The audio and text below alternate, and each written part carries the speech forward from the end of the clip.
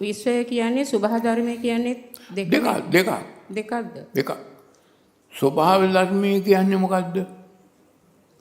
යථාවාදී තථාකාරී තථාවාදී ස්වභාවය.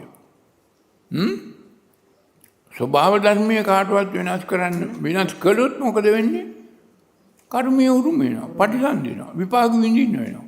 ස්වභාව ධර්මයට ගැළපෙන විදිහට කටයුතු කළොත් ඇතුළ පිරිසිදු වෙනවා. විශ්වයක් කියන්නේ මේ මිනිස්සු පස්සේ හදාගත්ත දෙයක්. ඒක දෙපැත්තක් තියෙනවා. කළු ධර්ම, සුදු ධර්ම. දෙකම තියෙනවා. කන්න සුඛ දෙකම තියෙනවා විශ්වයේ. එතකොට ස්වභාව ධර්මයේ කියන එකේ තියෙන්නේ යහපත් දේ විතරයි. ස්වභාව ධර්මයේ විකෘති කළොත් විපාක දෙනවා, කර්මය දෙනවා, ප්‍රතිසන් දෙනවා, කර්මය උරුම වෙනවා.